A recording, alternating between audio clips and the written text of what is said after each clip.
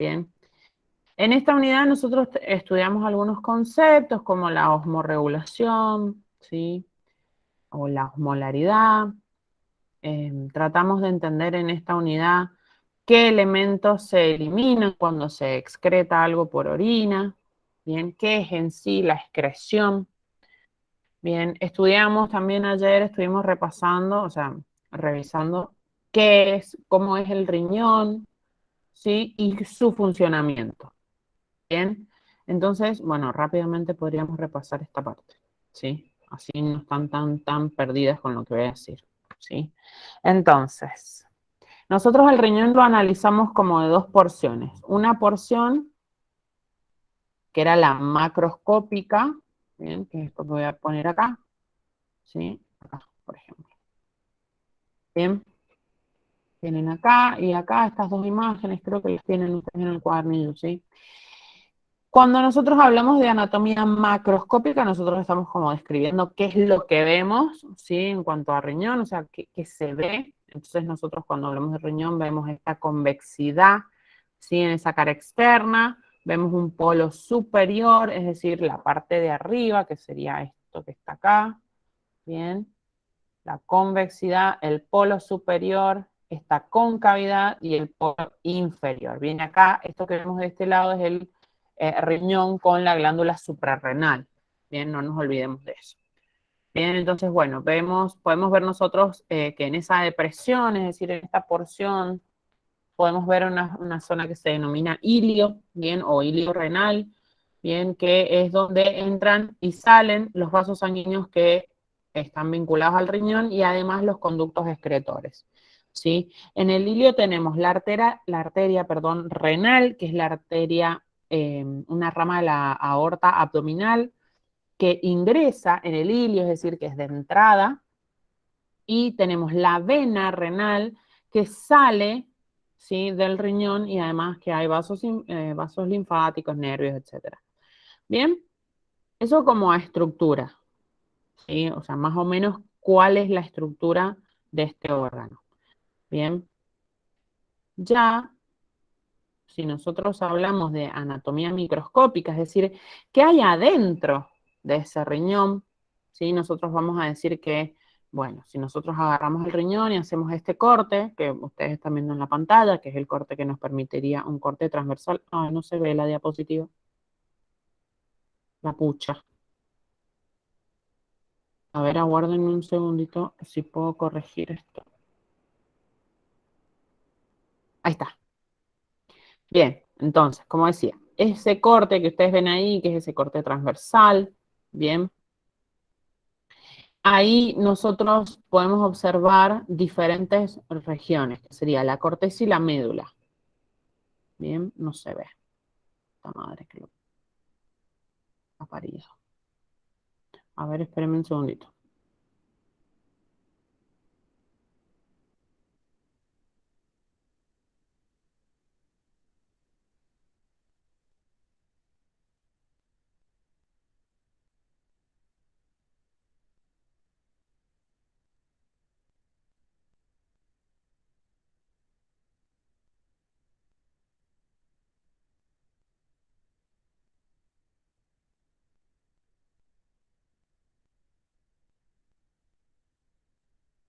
Ahí está. Entonces, nosotros podemos distinguir estas dos porciones primordialmente, que es la corteza y la médula. Bien, la corteza siendo la parte más externa, la médula siendo la parte más interna. En el riñón nosotros, y voy a retomar un poco más rápido, así alcanzamos a ver todo lo que tenemos que ver hoy. En el riñón, cuando nosotros hablamos de histología, ¿sí? Es decir, qué células o qué componentes celulares encontramos nosotros ahí adentro, hablamos de la unidad funcional del riñón, en particular que se denomina nefrón o nefrona. Bien, como les decía ayer, aproximadamente cada riñón tiene 1.000.000 de nefronas, representando una longitud de aproximadamente 80 kilómetros en el caso de las personas adultas. Entonces, sepan que es una gran extensión que representan estas nefronas. Bien. El 85% de las nefronas están en la corteza, ¿sí? renal, es decir, son corticales, mientras que el resto están ubicadas en la médula. Básicamente, ¿en qué consiste la nefrona? Que es esto que nosotros estamos viendo acá, ¿sí? La nefrona consiste de un ramillete de capilares, bien, que sería esta zona que nosotros vemos acá, que les estoy marcando, ese ramillete de capilares, eso se denomina glomérulo, bien. Eso, el glomérulo, está, digamos, aparte del glomérulo, hay un tubo, bien, que se llama túbulo renal, que digamos, en una de las porciones de ese túbulo tiene una expansión que encapsula, digamos, a lo que sería el glomérulo, y eso se llama cápsula de Bowman, ¿sí? Otra vez no se ve. Ay, Dios, que me hace rabiar. Bien, a ver, espérenme.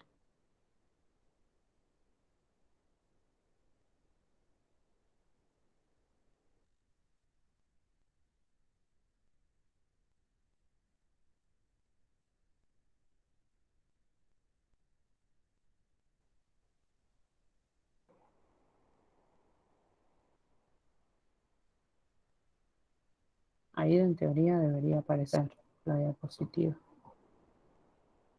No sé si lo pueden ver. Sí.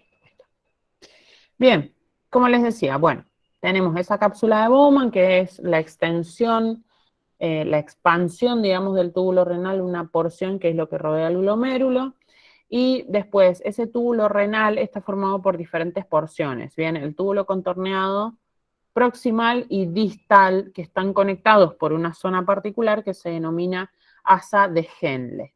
Bien, en el extremo de la nefrona existe una estructura que nosotros vamos a denominar conducto colector recto, ¿sí? Que sería esto que nosotros vemos acá. Por eso se llama conducto colector recto, ¿sí? Acá en esta porción es donde está el asa de Henle, ¿sí? Acá vemos el túbulo contorneado proximal, lo tenemos por acá, y el túbulo contorneado distal está por esta zona, y fíjense que en esta imagen ustedes tienen flechitas que representan, digamos, un caminito que sigue los elementos que ingresan en este lecho capilar. ¿Bien? Bien, hasta acá. ¿Alguna pregunta?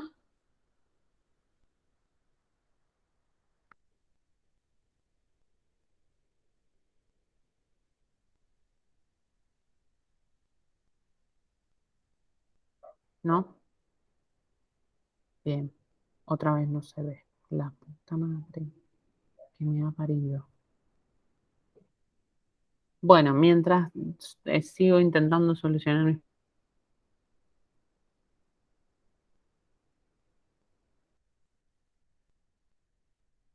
Este, ¿cuáles son las funciones del riñón? Que también es importante porque, digamos, nosotros lo estudiamos a nivel excreción, ¿sí? Es decir, ¿cuál es la función esencial del riñón? Y sí, la excreción. Pero, bien, además de eso, nosotros entendemos el riñón como un órgano que cumple múltiples funciones, bien, entre ellas, por ejemplo, regular el pH de la sangre, regulación del volumen de sangre, bien, un mantenimiento de la osmolaridad, este concepto que les decía que habíamos estado trabajando. El riñón además libera hormonas, ¿sí? Libera algunas hormonas que son importantes, pero bueno, la función más popular que tiene el riñón es la de excreción de sustancias, ¿bien? Entonces, ayer hablamos del mecanismo de formación de la orina, ¿sí? Es decir, en el riñón, ¿sí? Se produce la formación de la orina, ¿sí? Consta de 4 mecanismos, bien, es decir, 4 diferentes mecanismos que trabajan en conjunto que permiten, ¿sí? Que se produzca o se fabrique la orina, bien, ¿qué sería esto que estamos viendo acá? Sí, no sé si lo pueden ver, sí lo pueden ver.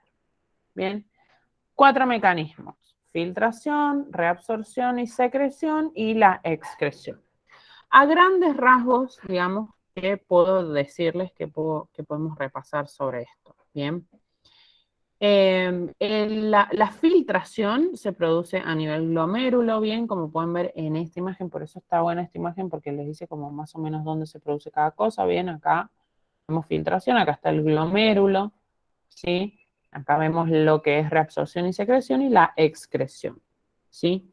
Reabsorción y secreción generalmente son consideradas una etapa muy seguidita, entonces por ahí se estudian juntas, ¿bien? En el caso de el proceso de filtración, ¿sí? Nosotros estamos hablando de una tasa de filtración glomerular, que es una cantidad de plasma, o sea, la cantidad de plasma que se filtra por tiempo. Cuando digo plasma me refiero a plasma sanguíneo, ¿sí? Esa, esa filtración depende exclusivamente, ¿sí?, de la presión que se ejerce, o sea, la presión sanguínea que se ejerce en esos capilares. ¿Bien? No vamos a indagar mucho más, si no perdemos mucho más tiempo de lo que tenemos que ver hoy, pero sepan eso, que hay una tasa de filtración constante, ¿sí? Se trata de mantener medianamente constante. Bien, entonces, bueno. El paso de filtración es el primer paso para el proceso de formación de la orina, ¿sí? El filtrado tiene, o sea, lo que se obtiene del proceso de filtración tiene una composición química bastante similar a el plasma sanguíneo, ¿sí? Es algo que no tiene proteínas.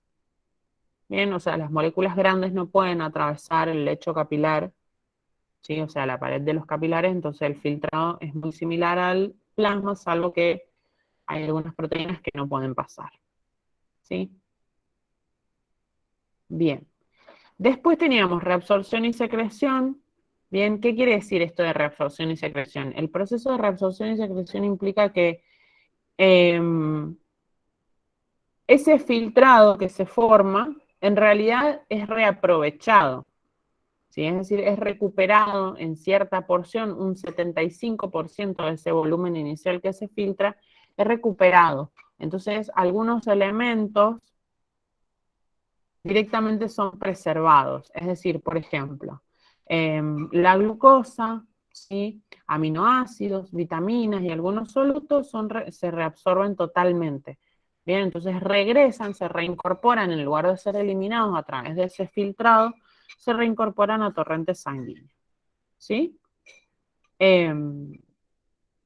Eso sería en qué consiste, digamos, este proceso de reabsorción. Bien, casi toda el agua también se reabsorbe. Eso es importante. Bien. En el caso de la secreción, estamos hablando de que hay una transferencia de materiales desde la sangre, ¿sí?, y células del túbulo hacia el líquido tubular, es decir, hacia el interior de ese túbulo. Bien, y eso ocurre a lo largo de todo el túbulo renal y a lo largo del conducto colector también, ¿sí? ¿Y qué se secreta en este caso? Y generalmente iones, protones, como el hidrógeno, como el potasio, amonio, creatinina, ¿sí? Algunas cosas de esa índole. Bien, a partir de esta secreción tubular es de donde se produce una secreción de protones, ¿sí? De catión hidrógeno, quiere decir esto. Y eso implica que se puede, o sea, a partir de esta secreción, controlar el pH sanguíneo, ¿sí? Esto se mantiene dentro de un rango sumamente estrecho, que es un pH entre 7,35 y 7,45, son los valores, ¿sí? Entonces, ese es el de la sangre. Eso hace que el pH de la orina sea más fluctuante, entonces puede estar entre 4,5 a 8 aproximadamente, 8 puntos. Bien, y finalmente teníamos en la excreción en sí, que ya es, digamos, la excreción de los solutos que están en este líquido contenido que drenan de la pelvis renal. Bien, eso es básicamente lo que nosotros entendemos como eh, el proceso de formación de la orina. Pero hay algunos elementos un poco más que nosotros tenemos que comprender, ¿sí? Como por ejemplo, ¿Cómo se concentra la orina? Bien, es decir, no es que la orina es solamente agua o que la orina, digamos, ¿qué lleva la orina? ¿Cómo se concentra? Bien, entonces es muy importante en controlar justamente el mecanismo de pérdida de agua, ¿sí? A través de la orina. Bien, porque a través de la orina, digamos, el mecanismo de la orina permite que se pueda realizar un control, un equilibrio, que podamos buscar un equilibrio hídrico en nuestro organismo. Bien, o sea, nosotros como, digamos, animales terrestres, entre comillas, no podemos perder agua, ¿sí? Es decir, andar perdiendo agua porque sí, sino que tratamos de cuidar la poca mucha que haya ingresado. Bien, entonces, ¿sí?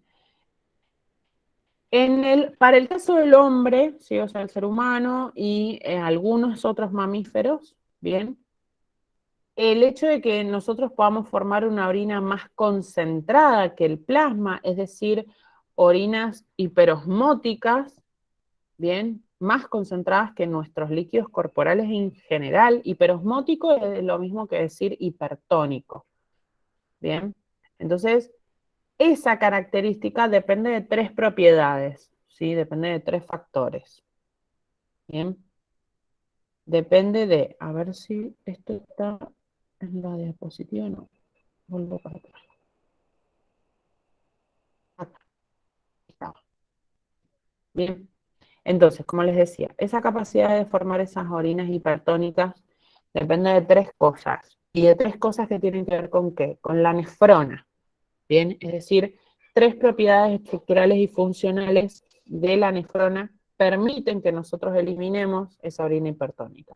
Una de ellas es que digamos, en el trayecto del asa de Henle, la porción del asa de Henle, que es lo que conecta esos dos túbulos con torneo proximal y distal, bien, los distintos tramos de la pared de ese elemento de la nefrona, que es el asa de Henle, y además la pared del conducto colector, bien, tienen diferentes permeabilidades al agua, a las sales y a la urea, ¿sí? Entonces, distintos tramos tienen distintas permeabilidades, ¿bien?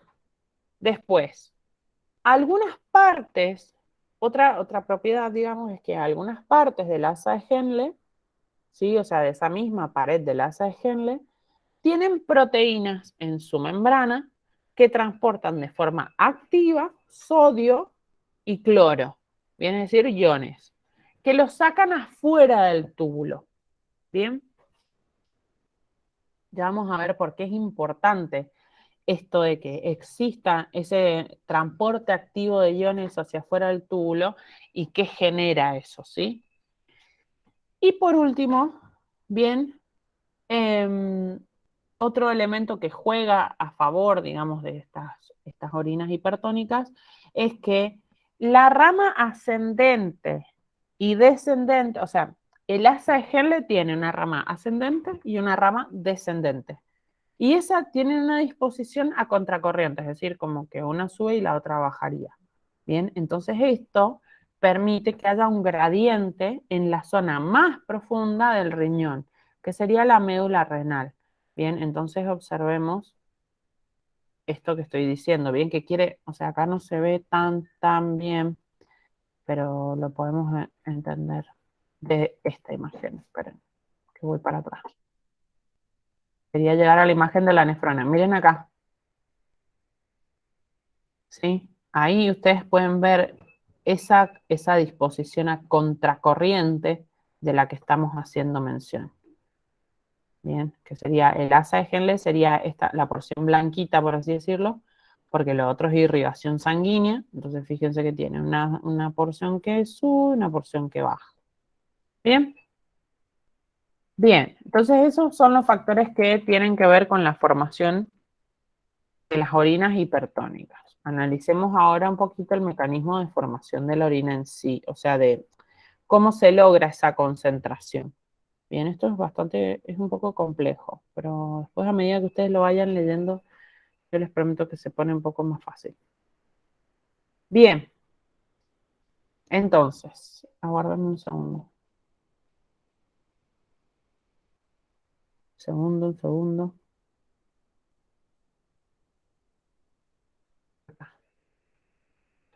Bien. ¿Cuáles son esas etapas de formación de la orina que permiten justamente, como les decía, estas diferencias de concentraciones, estos cambios, estas modificaciones? Bien, que sería lo que está pasando, que nos permite justamente eh, esta orina, ¿sí? Entonces, a ver, básicamente nosotros vamos a tener un gradiente, ¿sí? En el intersticio de la médula, es decir, en la parte de adentro de la médula, nosotros podemos observar un gradiente osmótico que surge a partir de dos iones presentes que son osmóticamente activos. ¿Bien? ¿Qué quiere decir esto? Que generan presión osmótica. ¿Bien? Es decir, esos iones van a tironear del agua para un lado y para el otro. Eso quiere decir iones o solutos osmóticamente activos. Esos solutos osmóticamente activos son el sodio y el cloro. Bien, como dije recién, esos iones son bombeados activamente, o sea, la célula invierte energía para que se bombee esos dos elementos. Bien, entonces, ¿a dónde se bombean? En la rama ascendente gruesa del asa de Henle, bien, se bombean estos dos iones, son bombeados activamente, ¿sí? Y además, si digamos este gradiente osmótico, ¿sí? Que yo les estoy mencionando, la urea difunde desde el último tramo del conducto colector, entonces esto es lo que genera ese gradiente osmótico. Bien, ¿a dónde van a parar? Bien, van a parar, fíjense, a ver acá, si nosotros no sé si en esta imagen o en esta imagen, me parece que esta imagen es un poco más clara con los colores. Bien, bueno, ¿a dónde van a parar entonces, como les decía, esos solutos? Esos solutos se acumulan en el espacio intersticial. Entonces eso atrae agua. Bien. ¿Atrae agua a dónde? A la rama descendente del asa, que es sumamente permeable. ¿Sí? Entonces genera un cambio en la preorina de osmolaridad, es decir, genera un cambio de presencia de solutos, ¿sí? En la osmolaridad. Bien. Bien. Analicemos en sí cuáles son las etapas. Bien, entonces, entra el líquido al túbulo contorneado proximal. Bien, es decir, acá. Entra el líquido. ¿Sí? Estoy acá. Entra el líquido al túbulo contorneado proximal. En ese túbulo contorneado proximal es isosmótico o isotónico, es decir, que tiene una concentración similar al plasma sanguíneo. Bien, ahí es donde se produce el transporte activo, o sea, bombas que transportan de forma activa sodio. ¿Sí? ¿A dónde transportan? Y hacia afuera. ¿Sí? Fíjense acá la flechita roja indica transporte activo de cloro y sodio, entonces fíjense acá que tienen flechita roja. ¿Sí? En esta imagen igual es mejor. ¿Sí? Bien, entonces seguimos en el mismo lugar. Bien. En esa zona, ¿sí? Como les decía, hay bombas que transportan de forma activa sodio. Bien. El cloro sigue al sodio, pero de forma pasiva. Es decir, el transporte activo es de cloro, el sodio va, el transporte activo es de sodio, el cloro sigue. ¿Bien? Y el agua es tironeada, por así decirlo, o sea, sigue de forma pasiva al cloro y al sodio. ¿Sí? Y esto sería el punto 1 que nosotros vemos, que nosotros estamos viendo en esta imagen. ¿Bien? Que es lo que sucede en esta zona. Bien, acá, esto es el glomérulo, bien, ahí pueden ver la cápsula de Bowman. Entonces acá tienen el túbulo, el TCP, túbulo contorneado proximal, asa de Henle, esta es la porción descendente, esta es la porción ascendente gruesa, esta es la porción descendente delgada, acá tenemos el túbulo con torneo distal y el conducto colector, finalmente. Bien, entonces nosotros vamos a ir siguiendo esos puntos, ¿sí? Bien.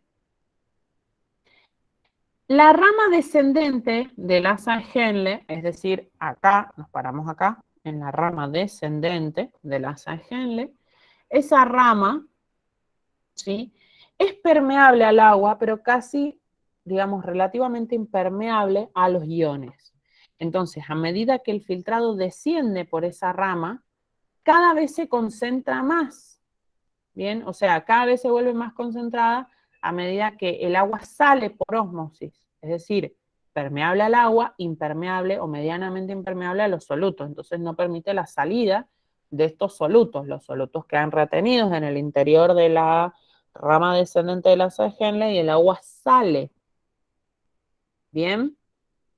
El agua sale porque por ósmosis, ¿sí? Fíjense que acá estamos hablando de este punto. ¿Bien? Dice, difusión de agua, reabsorción hacia la sangre. Claro, porque va saliendo el agua. ¿Bien? Entonces, ¿qué sigue? ¿Qué sucede después? Bien.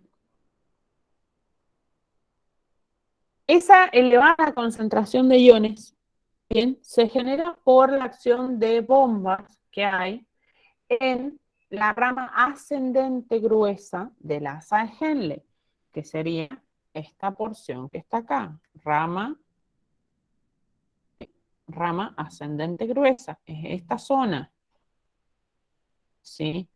En esa zona hay bombas, ¿bien?, que activamente envían sodio y cloro hacia el intersticio, ¿bien? Entonces ahí nosotros estamos hablando del punto número 6, ¿bien? Transporte activo de cloro y sodio, lo envían hacia el intersticio. Es decir, estas zonas que están fuera, digamos, de este caminito que recorre la orina, es el intersticio, ¿bien? Como por si no lo ubican, ¿sí? Entonces,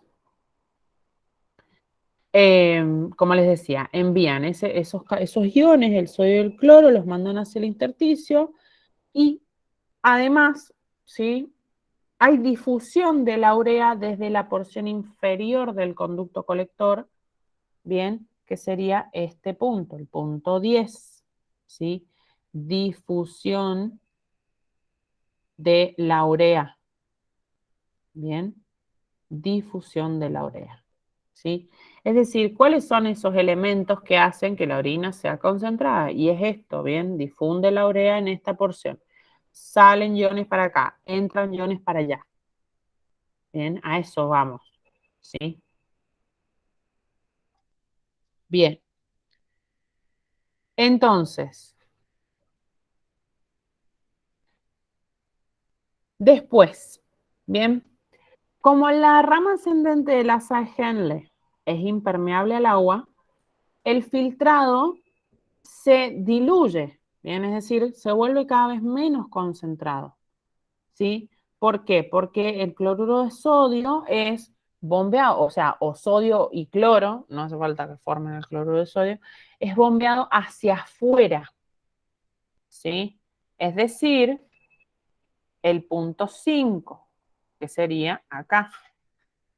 Bien, en esta porción hay difusión de cloruro de sodio, lo cual, como les dice acá, hace que se torne más diluida. Bien, saca el cloruro de sodio y dice reabsorción hacia la sangre. Siempre que implique reabsorción hacia la sangre, implica que lo está sacando hacia el intersticio. Bien, fíjense que acá me dice hipertónica y acá me dice hipotónica. Bien, es decir, que hubo un cambio de concentración. ¿Sí? Yo arranqué con un fluido, digamos, isotónico, fui sacando o concentrando elementos a lo largo del asa, se tornó hipertónica, esa preorina, y a medida que fue ascendiendo, fue perdiendo iones, entonces eso hizo que se volviera hipotónica nuevamente, ¿bien? Eso, o sea, resumidamente, porque sé que estoy diciendo como muchas palabras nuevas y quizás se me pierden, pero sepan que lo que estoy queriendo decir es esto, ¿bien? O sea, a lo largo de todo este trayecto sería como una pista de carreras, o mírenlo así, sería como el recorrido de un colectivo, ¿bien? Arranca con un pasajero nada más, ¿bien? Y después va subiendo muchos pasajeros en esta zona, ¿sí? Empiezan a subir esta zona muy concentrada, suben muchos pasajeros. Acá los empieza a bajar, se ve que ya pasó por la zona más importante. Y acá nuevamente empieza a subir muchos pasajeros de nuevo, ¿sí? Piénsenlo en ese sentido y llámenle a los pasajeros iones, ¿sí? O solutos, mejor dicho, que suena mejor. Bien, entonces, ¿dónde me quedé? En el punto 5, ¿sí? Bien, entonces, cuando ese filtrado llega al túbulo contorneado distal, bien, como les dice, como les estaba mencionando recién, es ligeramente hiposmótico. No les digo que es, qué hiposmótico, bien, pero es hiposmótico o hipotónico, es lo mismo. Acá está el túbulo contorneado distal, ¿sí? Entonces, una vez que llega ahí, ¿sí? Como les decía, es ligeramente hipotónico, perdón, o hiposmótico, que es lo mismo, y así permanece a lo largo de todo el túbulo distal. Bien, entonces a partir de allí llega al conducto colector y empieza a descender por el conducto colector, atravesando nuevamente una zona que está muy concentrada en solutos, ¿sí? Entonces, a partir de ahí en adelante, la concentración de la orina va a depender de la presencia o no de una hormona, ¿sí? Que es la hormona antidiurética. Bien, ¿quién es la hormona antidiurética? ¿Sí? Es una hormona que nos permite regular, digamos, de cierta manera, sí, vamos a decir que permite regular, es la palabra correcta, la permeabilidad al agua del conducto colector. ¿Sí? Esa hormona se llama también ADH. Bien, no sé si hay otra imagen. No, acá. No sé si acá está presente en alguna parte como para mostrársela. No, bueno. Como les digo, hemos llegado hasta acá. Bien, ahí. ¿Sí? Entonces, de acá en adelante, lo que suceda depende de la concentración, o sea, depende de la presencia o no de esa hormona. Bien, entonces, esa hormona antidiurética, que como les digo, controla la permeabilidad de agua, ¿sí? De ese conducto colector. Bien, entonces, en ausencia de ADH, es decir, en ausencia de hormona antidiurética, la pared del conducto colector es impermeable al agua. Entonces no se reabsorbe agua, ¿sí? Sino que, ¿qué va a producir esto? Si yo no puedo reabsorber agua, ¿qué pasa? La elimino. Entonces mi orina es más hipotónica, es una orina diluida. ¿Bien? En cambio, si hay ADH, si hay presencia de ADH, es decir, de hormona antidiurética, bien, las, eh, las diferentes células del conducto colector se vuelven permeables al agua, ¿bien? Que por ósmosis entra al intersticio de la médula, ¿sí? Entonces así se produce, ¿qué? Una orina hipertónica, es decir, concentrada, ¿bien?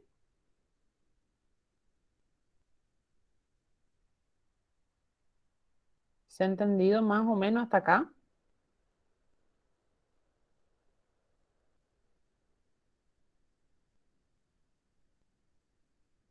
Las perdí. Bien, yo sé que son muchos nombres, pero si ustedes lo piensan, yo creo que la analogía del colectivo es lo más fácil que se les puede llegar a ocurrir, ¿sí? Piénsenlo así.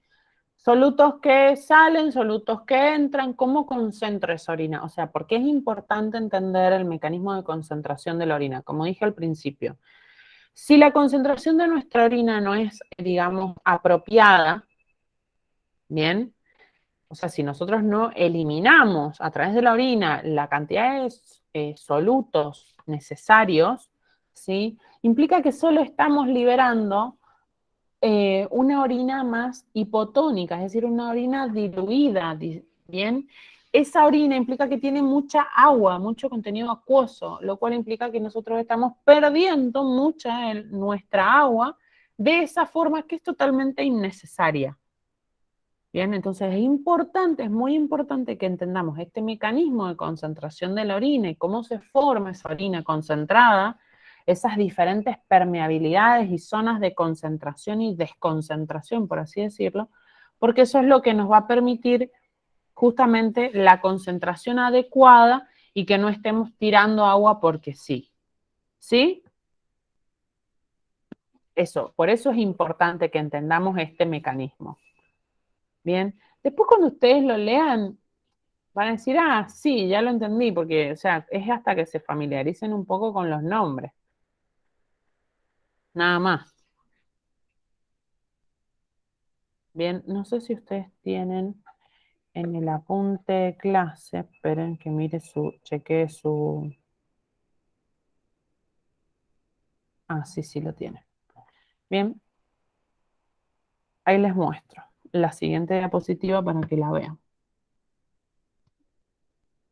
Bien, ustedes tienen esto en el apunte de clase, ¿sí? Donde tienen establecido la zona, es decir, túbulo contorneado proximal, TCP. En esa zona hay una concentración isotónica. Acuérdense que es donde arrancamos. El micro sale del control, está el chofer nomás arriba. Bien, entonces fíjense que acá ustedes les dice, bueno, ¿qué sucede en esta zona? Y además les dice que se reabsorbe y que se secreta. Es decir, el proceso de reabsorción y secreción que nosotros estábamos eh, analizando recién. O sea, ese mismo proceso, ¿sí? Es esto que estamos analizando acá, es decir, ¿qué se reabsorbe? ¿Qué se secreta en ese momento? ¿Cómo voy controlando la concentración de ese filtrado? ¿Sí? Bien. Que esto es más o menos lo que hemos dicho, ¿sí? O sea, por eso no se los repito. Pero es, digamos, lo mismo que dijimos recién, pero acá tienen directamente unos porcentajes. Fíjense, por ejemplo. Entonces, como les dije, túbulo contorneado proximal.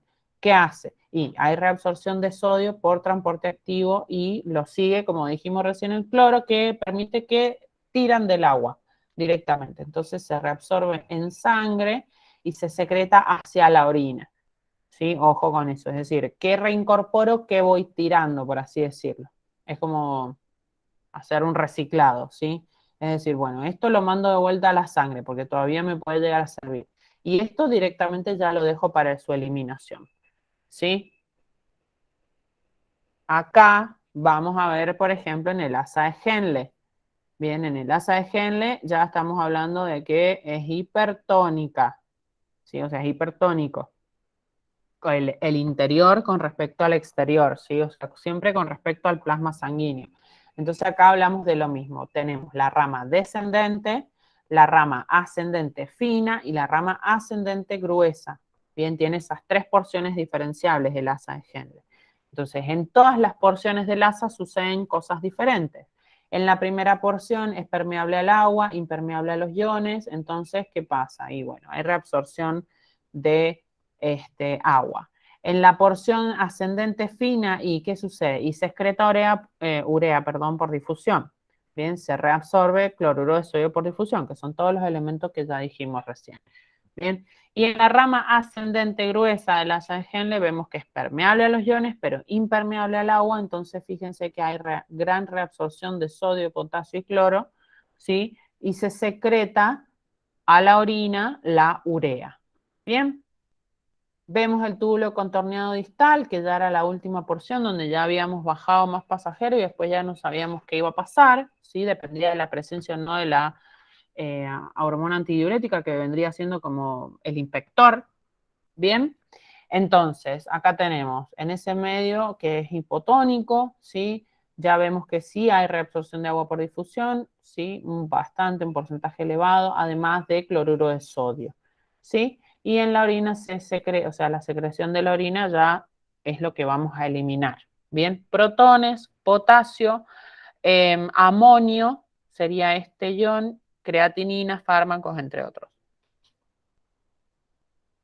Bien, y acá vemos lo que sucede en el conducto colector, ¿sí? Como les digo, esto ustedes lo tienen en la punta de clase. Donde vemos reabsorción de agua por difusión dependiente de las hormonas, ¿sí? Que es la hormona antidiurética, esto que mencionábamos recién, y la reabsorción de la urea por difusión. Bien, entonces, este es como sería como un diagrama que incluye todo el proceso que hemos visto ahora de formación de la orina y la concentración de la misma. Bien, quiero saber si tienen alguna pregunta o algo por el estilo antes de continuar.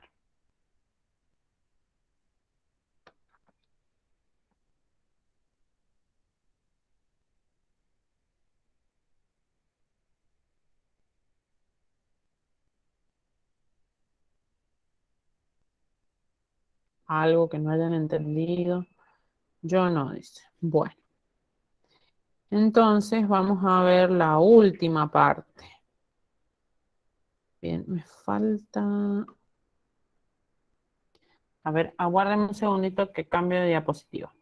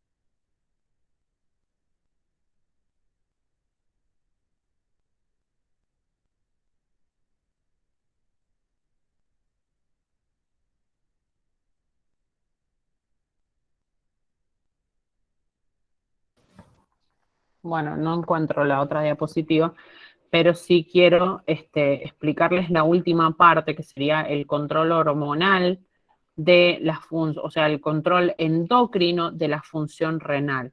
¿Sí? Esto es importante, es muy importante. Bien, entonces se los quiero explicar.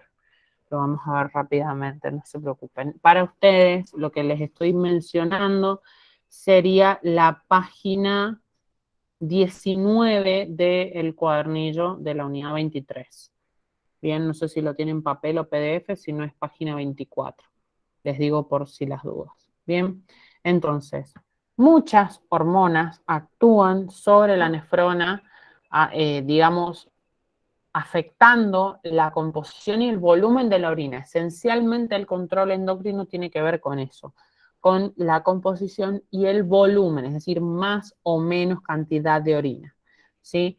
Entonces acá nosotros tenemos algunos elementos que vamos a tener en cuenta, que son algunas hormonas que trabajan en esta zona. Bien, entonces tenemos, ¿a quiénes tenemos?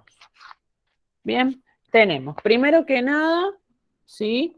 La hormona antidiurética, como les decía. La hormona antidiurética, su naturaleza es un nonapéptido, es decir, es un péptido que tiene 9 péptidos unidos, ¿sí? Nonapéptido. Bien, se origina la hormona antidiurética en, miren, les voy a poner directamente para que vean aunque sea esto. Se origina, espérenme un segundo, así les pongo su apunte de clase.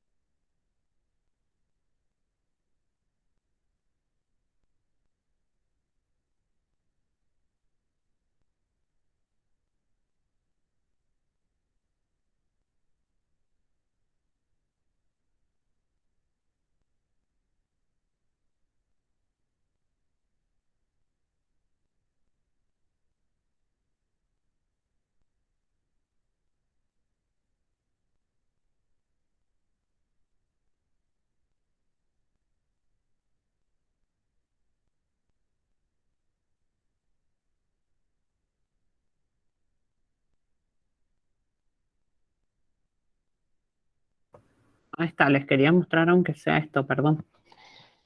Bien, como les decía, la hormona antidiurética, sí, como les mencionaba, ADH también se llama vasopresina, es un nonapéptido que secreta el hipotálamo, se almacena en la neurohipófisis, bien, y su, digamos, el sitio en el cual va a actuar es el conducto colector y la última porción del túbulo contorneado distal, que es lo que estábamos mencionando recién, ¿sí? Cuando hablamos de acá en adelante lo que pase depende de la presencia o ausencia de esta hormona. Bueno, en esa porción es el túbulo contorneado distal.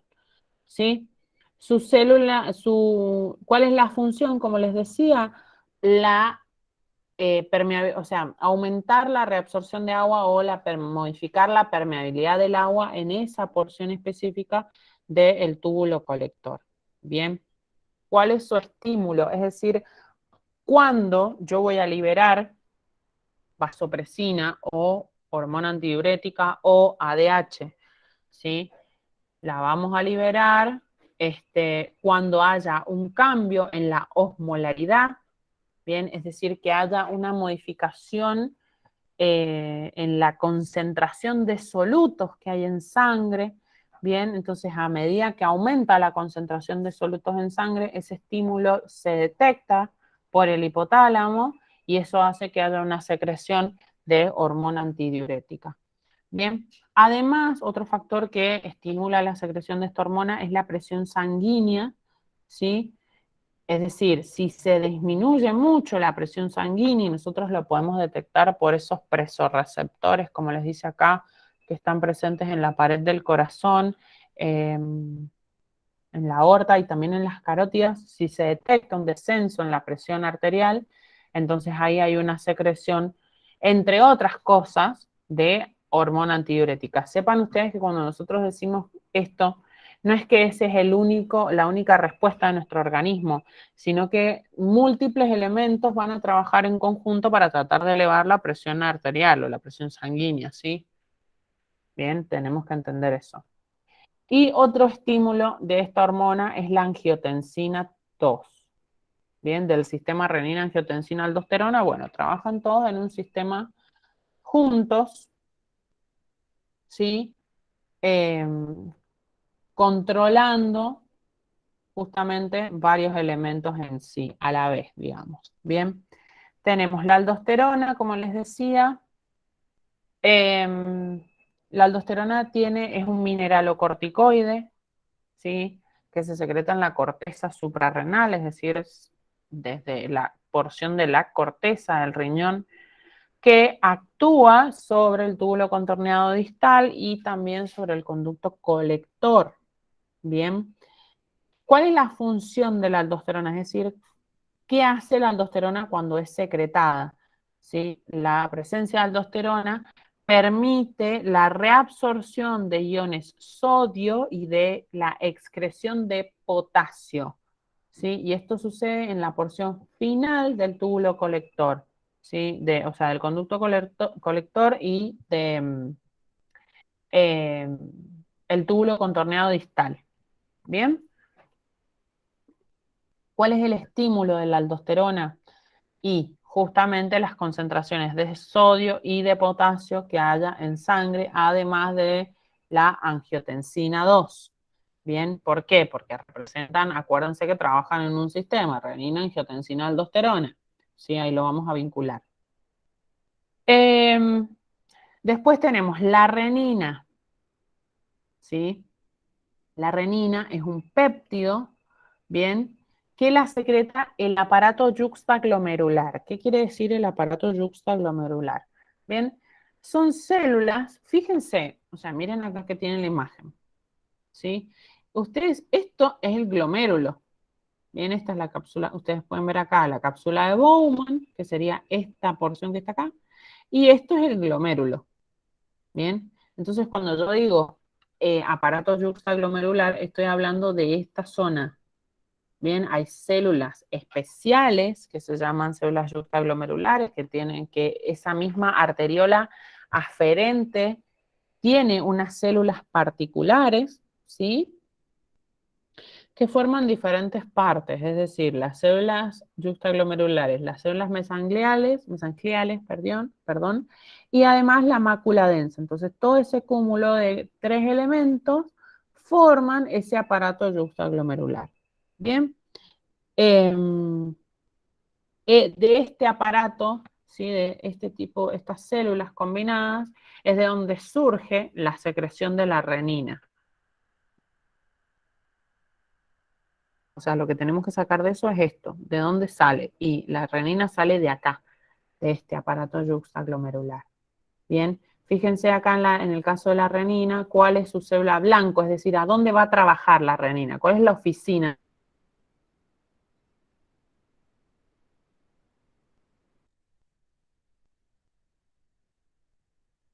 A vincular todos los 3 elementos, ¿sí? ¿Y cuál es la función de la renina? Y transformar el angiotensinógeno en angiotensina 1, ¿sí? ¿Cuál es el estímulo de la renina? Es decir, ¿qué hace que la renina salga o sea secretada, estimula su secreción? Y que haya un aumento de la actividad simpática en los nervios renales, bien, el hecho de que existan las prostaglandinas y que hayan catecolaminas en circulación. Bien, ¿quiénes son las catecolaminas? ¿Quiénes son las catecolaminas? ¿Saben? Esto creo que lo deberían saber de endocrino. Las catecolaminas son adrenalina y noradrenalina. Bien. ¿Cómo se inhibe la renina y cuándo? Hay un aumento de la reabsorción de sodio y cloro, bien, en la zona de la mácula densa, que era esta porción, la mácula densa.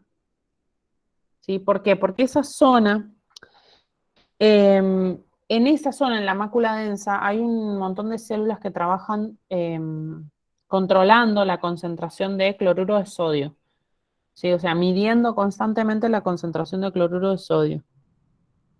Bien, entonces por eso les dice ahí, en esa zona de la mácula densa. Bien, porque ahí es donde, digamos, se va a inhibir o se va a fomentar, no fomentar, se va a estimular. Bien.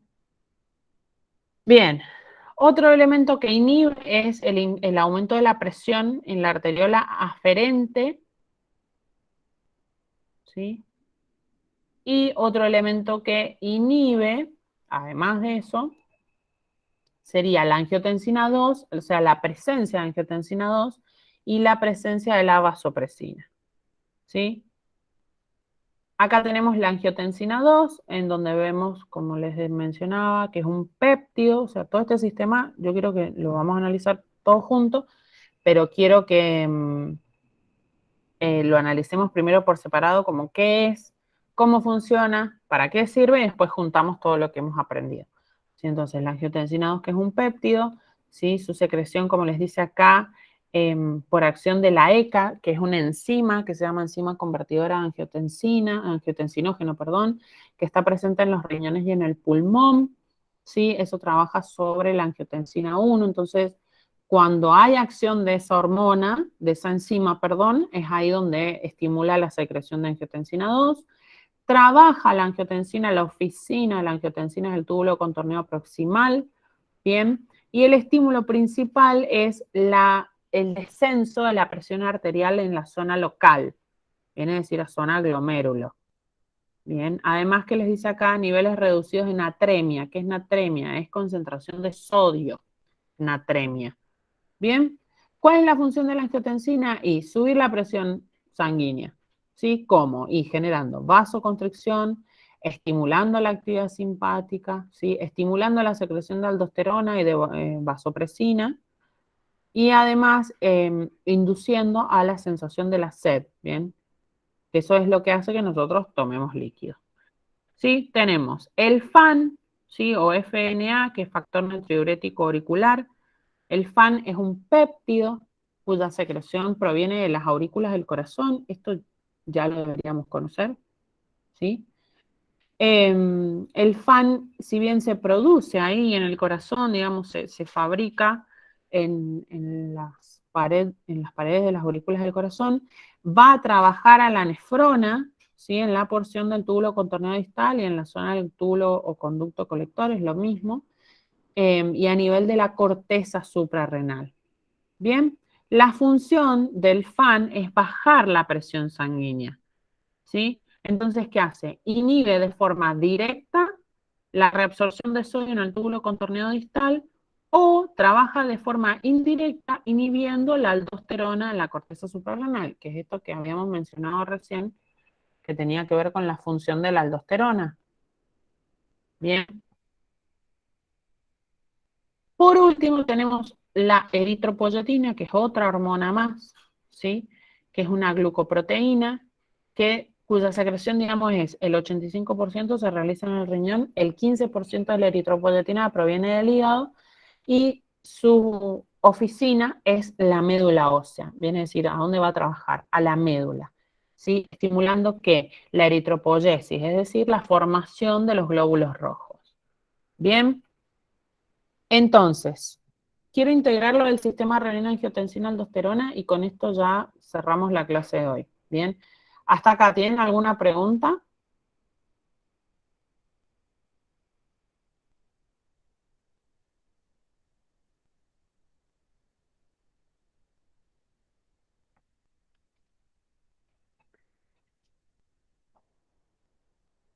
No. Bueno, entonces, a ver si tienen ustedes el grafiquito acá. Yo sé que estamos hasta las y cuarto, pero vamos a terminar esto. Quiero que les quede bien claro este control. No sé si tienen un grafiquito ustedes o no.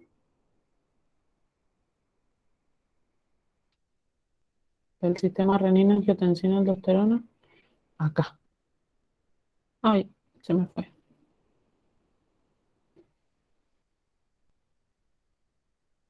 Fíjense que acá tienen un dibujo más bonito del aparato yuxtaglomerular, ¿sí? Y acá podemos ver cómo funciona el sistema renina-angiotensina-aldosterona. Entonces, por ejemplo, ¿sí? Algo que hace que se active el sistema renina-angiotensina-aldosterona. Hay perfusión renal, es decir, a nivel riñón disminuye el aporte o la irrigación, el aporte de sangre.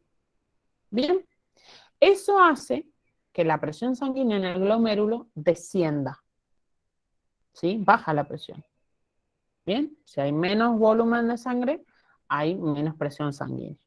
Bien, a su vez, eso hace que la concentración de iones sodio en el túbulo contorneado distal descienda.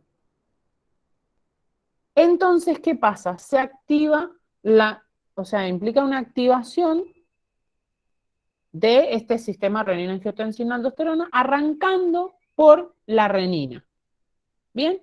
Es decir, estimula la secreción de la renina en el aparato yuxtaglomerular. ¿Bien? Entonces, esa renina, fíjense que acá lo ven, o sea, estoy parada acá. ¿Bien? Esa renina actúa sobre el angiotensinógeno, que como dije era fabricado por el hígado, ¿sí? Y lo transforma, o sea, es transformado en angiotensina 1. Esa angiotensina 1 es transformado, o sea, la angiotensina 1 es un péptido, como dijimos recién. Esa angiotensina 1 es transformado en angiotensina 2 por la acción de la ECA, enzima convertidora de angiotensinógeno, bien, de angiotensina, que estaba presente en el pulmón y en el riñón. Bien, toda esa activación, ¿qué genera? Genera vasoconstricción arteriolar, sed, secreción de hormona antidiurética, estimula la secreción de la aldosterona, ¿bien? Entonces, con toda la acción de todos esos elementos, ¿qué logramos nosotros? Que se recupere el líquido extracelular y además logramos que se eleve o se aumente la presión sanguínea. ¿Bien? Entonces, ese es sería una forma de activar el sistema renina-angiotensina-aldosterona. ¿Sí? ¿Se entendió más o menos? Cualquier cosa, ¿sí? Para el viernes que vamos a hacer el trabajo práctico evaluatorio de esto, lean, ¿sí? Léanlo más o menos y si les surge alguna especie de duda, lo charlamos ahí en clase. ¿Bien? ¿Les parece? Está bien, profe. Bueno, recuerden, el viernes vamos a hacer los TP de respiratorio y de excretor. Bien, se los voy a mandar hoy o mañana. ¿Sí? Yo estoy con que como si hoy fuera jueves y hoy recién es martes. Bueno, el viernes, todavía falta mucho para el viernes. Entre hoy y mañana igual se los envío, no se preocupen. Bien. Bueno, chicas, nos vemos entonces el viernes, cara a cara. ¿Sí? Nos vemos, profe. Nos vemos, chicas, que estén muy bien. Cuídense.